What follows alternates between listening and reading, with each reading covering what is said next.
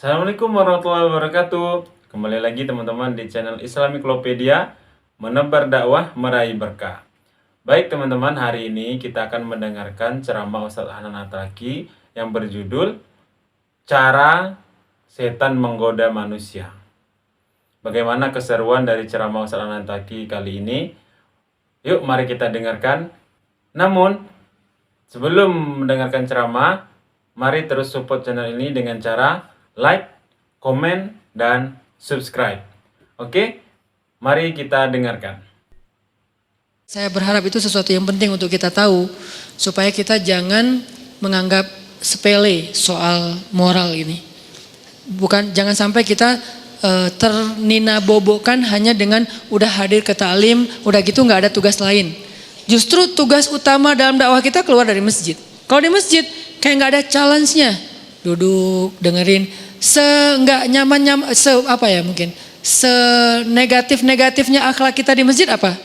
Ketiduran. Itu juga masih nggak dosa, cuman ya kayak malu aja gitu. Datang ke masjid langsung sakinah. Beres, pas udah selesai doa baru bangun misalnya. Itu seminimal-minimalnya akhlak kita di masjid paling ya itu. Kalau ikhtilat nggak ikhtilat, ceweknya di atas, cowoknya di bawah. Kecuali cewek di bawah kita di atas itu bahaya. Pura-pura khusyuk, Masya Allah. Nah ini enggak. Kalau cewek di atas, cewek lebih expert dalam menjaga mata dibandingkan cowok. Ini nih fitrahnya ya. Cewek lebih baik, walaupun ada yang kecolongan ada, tapi maksudnya secara umum cewek itu lebih jago jaga mata daripada cowok. Cowok lebih jago jaga mulut daripada cewek.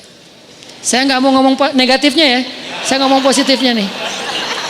Positifnya, cewek itu lebih jago menjaga mata daripada cowok. Cowok lebih jago menjaga lisan daripada cewek. Makanya cewek kalau lagi sedih itu kan gini ya. Kalau cowok kalau lagi sedih kan gini kan. Jadi masing-masing dikasih ujian lah. Kalau cewek mampu menjaga lisan itu jadi jalan ke surganya. Kalau cowok mampu menjaga mata itu jalan ke surganya. Kalau bahasa hadis mah lebih vulgar lagi. Dua yang membuat orang paling sering masuk neraka. Satu lisannya, kedua kemaluannya. Tapi kalau diperjelas lagi, kemaluan itu berawal dari mana? Pandangan mata. Jadi artinya ikhtilat nggak ada. Cewek di atas, kita di bawah. Walaupun nanti kalau keluar bisa aja sih. Cuman maksudnya nggak kayak di jalan, nggak kayak di mall. Di mall gimana? Kalau di sini gimana pun di luar Instagramnya vulgar. Kalau udah masuk masjid kan minimal kayak agak sopan gitu kan ya. Saya nggak bilang berhijab karena mungkin belum semua berhijab, lagian itu proses gitu. Saya hargai udah mau ke masjid walaupun belum sempurna hijabnya, tapi minimal udah sopan. Nggak mungkin kan masuk masjid kayak di sebelah misalnya, kan beda kan pakaian yang di sebelah sana sama yang di sini, bangunan sana, building sana sama building ini kan beda nih. Habis dari sini ke sana, innalillah. Kalau habis dari sana ke sini, astagfirullah sih. Udah dosa taubat gitu. Kalau ini lagi taubat dosa lagi kan salah kan. Jadi kayak beda. Nah coba lihat, kalau lihat perilakunya gimana di jalan sama di mall atau di pasar.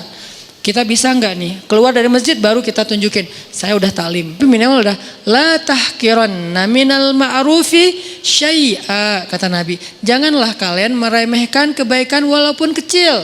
Walau antal ko akhaka biwajhin tolik, walaupun sekedar tersenyum ke wajah saudara, jangan dianggap remeh. Tersenyum juga udah kebaikan yang luar biasa, senyum doang.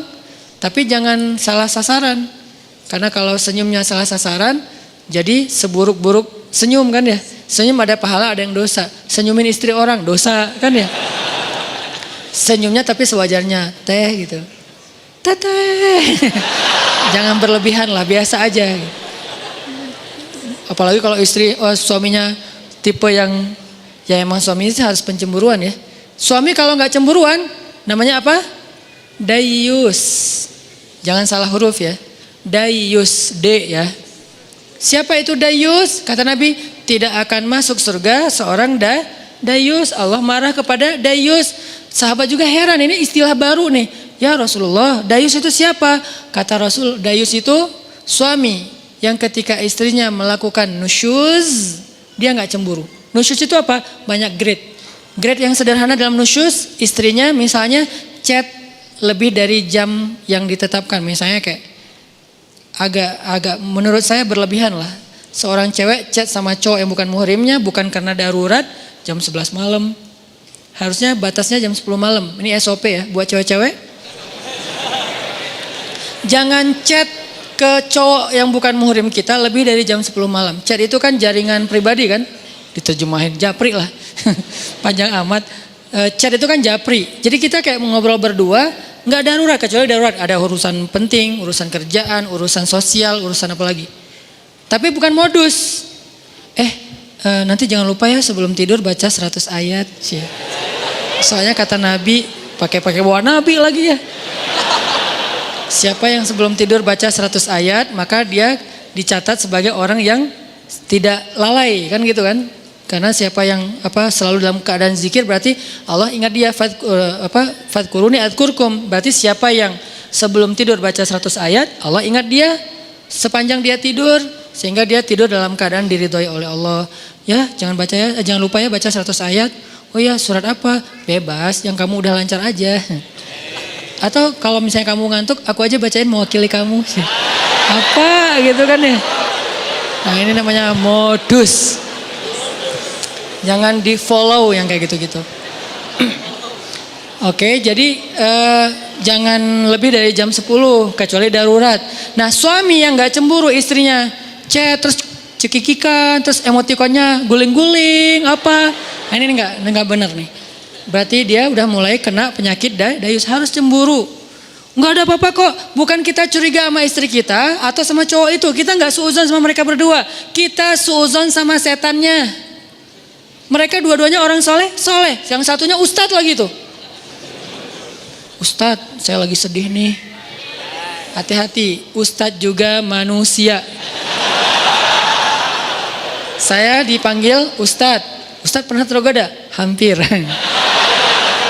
Untung lah, enggak, astagfirullahaladzim. Wudu gitu. Tapi nyesel, kenapa enggak disambung 5 menit lagi? Ustadz juga manusia. Jangan mengkultuskan ustadz. Ustadz mah insya Allah gak apa-apa. Jangan. Kita gak curigain ustadz. Kita gak curigain ceweknya. Kita curigain setan yang ada di antara mereka. Dan setan itu yajri majrad dam.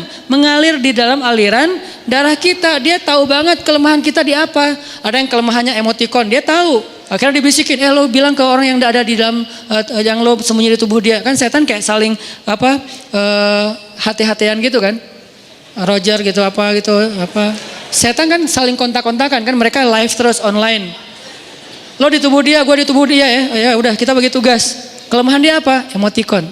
Emotikon yang mana? Yang guling-guling yang berdarah-darah air mata. Akhirnya aku lagi sedih nih habis dimarahin suami. Oh, biasa itu ujian rumah tangga.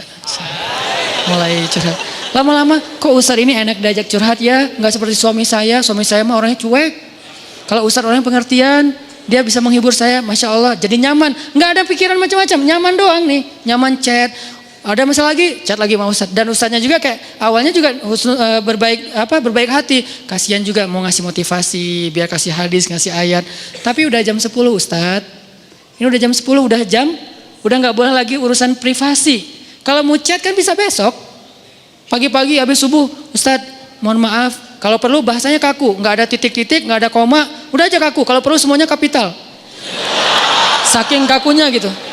Jangan ada yang dikasih bunga-bunga, titik-titik panjang, terus misalnya hurufnya didobel-dobelin gitu. Ustadz, bahaya. Ya. Nih jarang kan Ustadz buka kartu kan? Bahaya. Karena ada ustadz yang jadi korban ada, tapi kita nggak boleh menjudge. Yang mana ustadz? Itu ya ustadz. Enggak, saya nggak mau ngejudge ya. Tapi ada kasusnya, ada aja.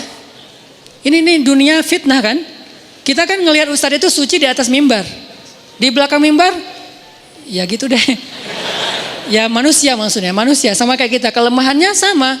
Mudah-mudahan kita berbaik sangka dia lebih soleh. Tapi sesoleh-solehnya dia, bukankah di Bani Israel itu ada orang yang ahli ibadah 100 tahun? Ibadah terus, ujungnya apa?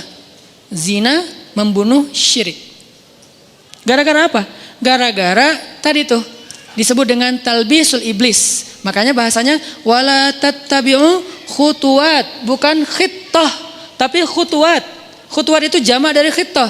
Langkah-langkah, bukan satu langkah. Setan itu nggak nyuruh kita langsung bikin dosa. Itu satu langkah. Nyuruh kita pelan-pelan dulu. Kalau perlu berpahala dulu. Jadi dia ke kanan dulu. Baru nanti muter, ujung-ujungnya tanpa kita sadari udah di kiri. Gitu caranya, bukan lo ke kiri. Enggak, kita nggak mau. Zina lo, nggak mau dong. Tapi kasihan dia, bantuin. Ke kanan kan? Bantuin. Dia kayaknya lagi labil banget daripada dia bunuh diri. Ya udah deh gue temenin. Chat sampai jam 12 malam. Kanan, chatnya pelan-pelan. Ayat dulu keluarin. Hadis, lama-lama nasihat pribadi. Kok kata-katanya bagus? Ya, kata-kata saya sendiri. Oh, Ustaz ini bijak sekali. Mulai ke tengah, ujung-ujungnya ada di kiri. Itu terjadi. Berapa lama dari sini ke sini? Bisa seminggu, bisa sebulan, bisa setahun. Yang jelas usaha dari sini ke sini tuh seumur hidup kita dia usahain terus sama si setan teh. Dia nggak akan berhenti. Kita udah ke sini nih, udah sampai di sini, sadar, balik lagi kan? Diusahain lagi. Dia nggak akan berhenti sampai kiamat. Itu perjanjiannya dengan Allah. Akan aku sesatkan cucu-cucunya Adam sampai hari kiamat. Kalau dunia batas waktunya kiamat, kalau kita batas waktunya sakaratul maut. Jadi nggak ada batas waktu, terus saja. Mau ustadznya udah kakek-kakek juga sama. Sebelum meninggal berarti masih ada kesempatan diginiin. Dia nggak akan nyuruh nyebrang ke sana. Khutuwat. Khutuwat itu langkah-langkah yang panjang, yang banyak. Mungkin 1000 langkah, mungkin 2000 langkah. Yang jelas goalsnya ke sini nih. Tapi langkahnya ke kanan dulu. Itu talbis namanya. Talbis itu tipuan. Ada Bani Israel. Gimana ceritanya? Masih boleh dikit cerita? Jadi ada 3 orang pemuda, soleh-soleh semuanya. Mereka punya 1 adik perempuan, berempat. Yang paling bungsunya cewek, cantik, masih jomblo, single. Bukan jomblo, single. Karena dia biasa aja gitu dengan kesinggelannya. Nah, 3 cowok ini dapat tugas militer. Karena negara mereka itu ada wamil, wajib militer. Ada peperangan, mereka diserang. Akhirnya dia 3 cowok ini dipanggil untuk ikut berperang. Mereka khawatir gimana dengan adiknya yang perempuan. Siapa yang akan jaga, ini cerita dari hadis. Bukan fiksi. Bukan fiktif. Fiksi beda lagi. Bukan fiktif gitu. Cerita dari hadis. Nah, karena mereka nggak tahu gimana cara ke siapa harus menitip adik perempuannya, keluarganya di luar kota, nggak ada yang di situ, susah gitu. Pokoknya intinya nggak ada yang mereka percaya selain seorang ahli ibadah yang ada di negeri mereka. Cuman beliau ini nih yang paling soleh, paling amanah, paling baik. Bukan ustadz biasa lah, ustadz legend lah ya. Udah senior banget lah ya. Nah akhirnya mereka sepakat bertiga, kita titipin aja adik kita ke syekh itu. Datanglah ke syekh ini.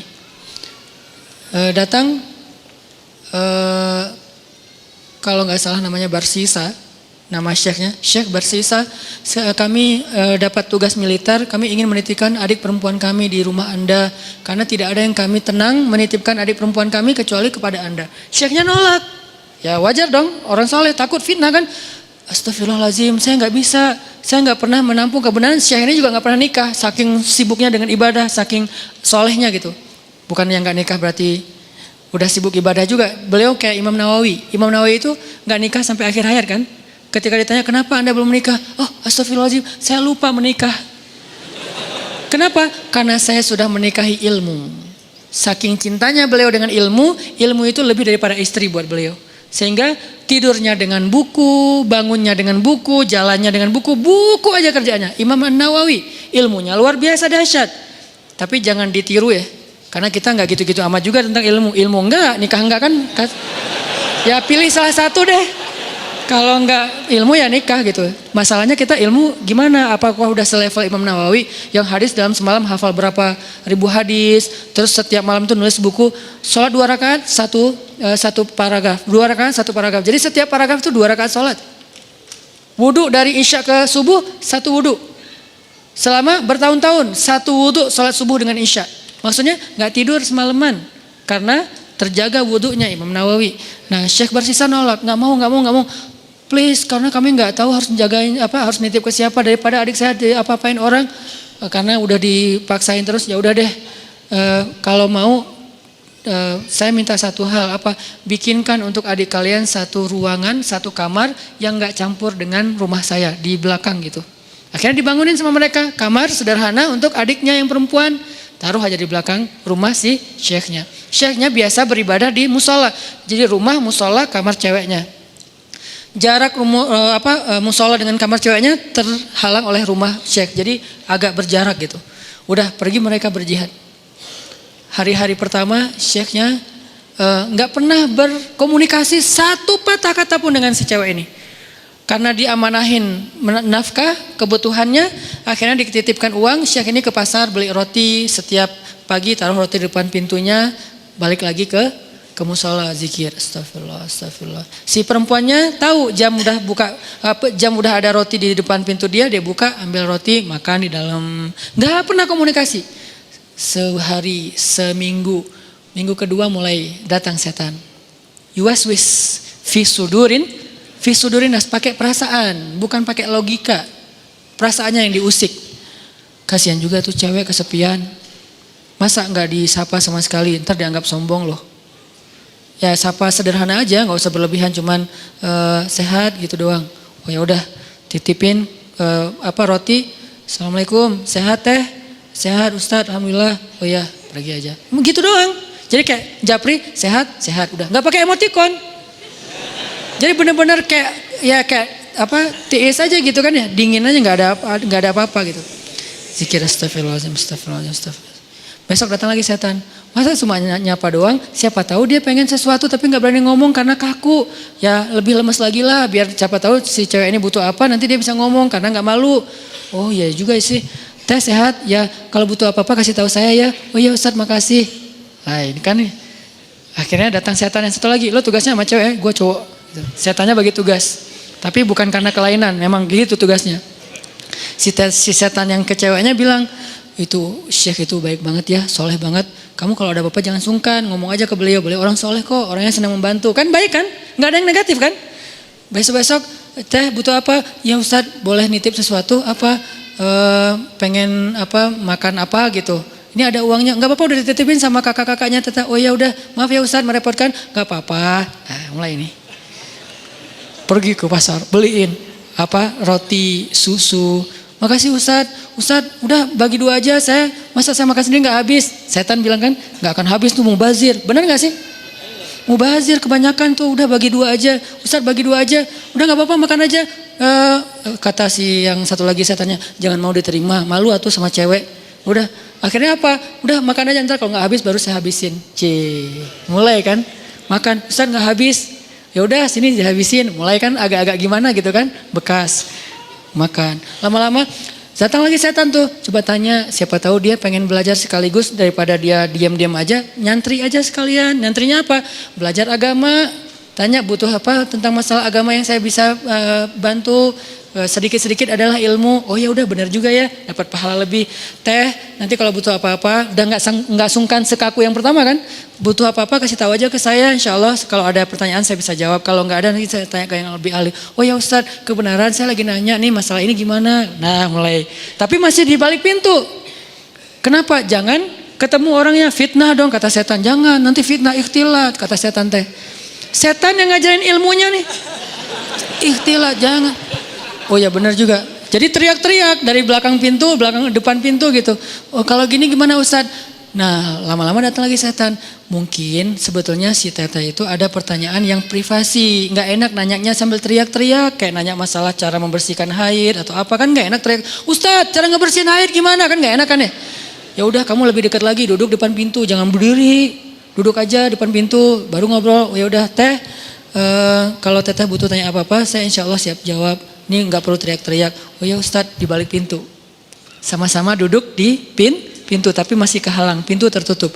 Datang lagi besoknya setan. Apa kata orang ngelihat kalian udah ngomong kayak gitu, satu dalam satu di luar tapi duduk di pintu, kan jadi fitnah. Ntar dikira semua orang ada apa-apa. Lebih baik masuk ke dalam biar nggak ada yang ngelihat. Tapi pintunya dibuka. Awas jangan ditutup, ntar digoda setan. Lah ngomong setan. Nah ini nih setan nih, talbis. Makanya ada buku tebal ya, judulnya Talbisul Iblis. Tipu daya, tipu muslihat iblis. Gitu dibawanya ke kanan dulu, baru ujung-ujungnya ke kiri tanpa disadari. Tapi buka pintu ya. Oh iya juga ya, nggak boleh tutup pintu, ntar jadi ikhtilat lagi. Ntar setan lagi. Padahal dari tadi juga setan. Udah teh boleh di dalam aja, nggak enak dilihat orang. Oh ya Ustaz nggak apa-apa. Yang bagian ceweknya bilang nggak apa-apa, dia orangnya amanah, nggak usah khawatir. Gitu kan? Udah aja duduk dekat pintu tapi udah di dalam ruangan ngobrol. Udah ketemu orangnya beda udah pasti. Pertama cewek ini nggak pernah kenal dekat sama cowok. Kedua Syekh ini nggak kenal dekat sama cewek. Ini adalah kali pertama mereka berinteraksi lawan jenis dan dekat sekarang. Nggak ada siapa-siapa. Mulai bercanda. Jangan kaku-kaku amat dah tuh ngantuk taklim teh. Kasih candaan dikit. Ya udah mulai canda. Jadi akrab. Jadi hai.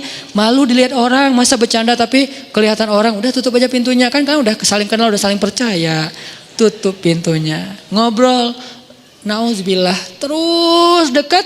Sampai akhirnya curhat si cewek ini. Namanya manusia pasti semuanya punya masalah kan. Akhirnya dia berani curhat. Ustadz, saya udah anggap Ustadz sebagai keluarga saya percaya. Boleh saya curhat masalah pribadi? Curhat. Curhat, buka. Waktu itu masih syariat hijab, cadar, buka cadarnya. Langsung udah lihat wajahnya, udah kemana-mana, udah setan teh. Setan yang datang udah bukan lagi bab ini. Setan kan gonta-ganti, sesuai dengan kapasitasnya. Sekarang bab yang lain lagi, datang setan yang ahli di bidang yang lain. Udah, terus saja sampai mereka akhirnya udah akrab, udah tahu semua cerita-ceritanya. Nangis, ceweknya nangis, senangis-nangisnya. Datang setan romantis. Kalau yang pertama gak ngerti romantis, taunya fikih. Kalau sekarang setan jangankan setan, manusia aja ada yang kayak gitu. Dulu Snok Hogranya yang di Aceh tuh, dia hafal ribuan hadis, hafal Quran 30 juz hanya untuk merusak masyarakat Aceh dengan berstatus ulama kan ya. Itu manusia loh, apalagi setan yang udah lebih legend lagi tuh. Akhirnya setan romantis datang. Kalau cewek lagi nangis kayak gitu jangan didiemin, kasih bahu. Nanti kalau dia tersinggung gimana? Nggak akan tersinggung. Cewek kalau lagi kayak gitu dia nggak akan tersinggung, dia pasti positif. Jangan kasih bahu pas dia lagi ngomongin masalah agama. Kasih bahu pas dia lagi nangis, lagi emosional. Itu pasti dia akan terima. Oh gitu ya? Udah Neng. Nah mulai nih akrab, usap-usap. Jadi nauzubillah akhirnya mereka berzina. Udah di sini kan? Udah berzina. Berzina sekali karena udah terlanjur dosa lah. Kagok udah kagok kan, udah aja biasa aja gitu. Udah dosa juga gitu. Jangan manggil Syekh lagi lah, manggil A aja. Jadi tadi kan manggilnya Syekh, lama-lama Ustadz, lama-lama AA. Manggil lah, udah akrab teh, udah zina, ada segala macam, nauzubillah. Ngomongnya juga nggak enak. Udah gitu, maaf perempuannya hamil. Perempuannya hamil, Syekh ini takut ketahuan sama kakak-kakaknya karena adik perempuan mereka ternyata dihamili sama Syekh ini. Kalut, panik, datang setan kriminal. Bilang, lo udah bikin adiknya, lo gak akan dibiarin hidup. Setannya udah beda ngomongnya. Ngomongnya udah beda. Udah terlanjur. Udah lo habisin aja deh. Gak usah banyak mikir, udah lo habisin aja lo sekarang. Udah. Gitu-gitu. Oh udah dihabisin, dibunuh ceweknya. Karena takut ketahuan, ditakut-takutin sama setan. Pokoknya lo habis lo, malu semua orang kampung akan mencela kamu dan segala macam. Pokoknya dibikin goyah banget nih Syekh ini. Akhirnya dibunuh, dikubur di belakang rumah. Tapi udah dibisikin sama setan alasannya, modusnya apa? Bilang aja sakit, meninggal, dikuburin. Nggak lama, belum juga baru sehari, kadarullah datang nih kakak-kakaknya. Syekh, assalamualaikum. Waalaikumsalam. Syekh, alhamdulillah kami semuanya selamat. Adik kami di mana? Syekh ini pura-pura sandiwara. Ada apa Syekh? Innalillah, yang sabar ya gitu. Allah mentakdirkan kalian gak ketemu lagi. Baru aja kemarin adik kalian sakit keras dan meninggal. Maafkan saya gak bisa jaga amanah kalian. Innalillah wa inna ilaihi raji'un. Ya gak apa-apa Syekh, di mana kuburnya? Di belakang. Datang doa, pulang aja. Setan kan jahat banget ya. Setan tuh gak pernah berpihak sama kita. Dia itu pengadu domba. Malam setan ini datang ke dalam mimpi ketiga kakak beradik ini. Mimpinya sama. Setan yang sama, gimana gak sama redaksinya. Mimpinya sama. Datang, adik kalian itu gak meninggal sakit. Dibunuh setelah dinodai sama Syekh itu. Buktinya kalau kalian mau tahu, coba kalian gali kuburnya, lihat bekas pembunuhan itu. Kalau datang ke satu, anggap aja mimpi. Datang ke yang kedua, sama. Ketiga sama, bangun dari mimpi. Saya mimpi buruk tentang adik, saya juga sama. Apa mimpinya? Diceritain. Kok sama ya mimpi kita? Mencurigakan sekali kan? Kok mimpi kita sama? Wah bahaya nih. Kita bukan suudzon sama Syekh, tapi kita harus buktiin. Ayo. Besoknya mereka diam-diam datang, digali kubur adiknya yang belum kering, yang masih basah tanahnya. Benar ada bekas pembunuhan dan dia dalam keadaan hamil. Syekh ini langsung dibawa ke pengadilan. Dikeroyok sama massa, dibawa ke pengadilan, diputuskan hukuman mati. Di tiang hukuman mati, sebelum dia mati, datang setan yang terakhir. Setan yang paling banyak ilmunya, ulamanya setan. Ini nih setan paling pro nih. Datang terakhir. Syekh, kata dia. Syekh tahu selama ini kenapa Syekh sampai di sini? Yang membuat Syekh sampai di sini tuh saya dan geng. Saya and the gang. Kita yang menggoda Syekh dari awal mau menerima cewek itu, kemudian ngasih roti, kemudian mau menyapa, kemudian mau fatwa, kemudian duduk di dalam rumah, kemudian menutup pintu sampai berzina, membunuh dan seterusnya, berbohong, itu semuanya kami.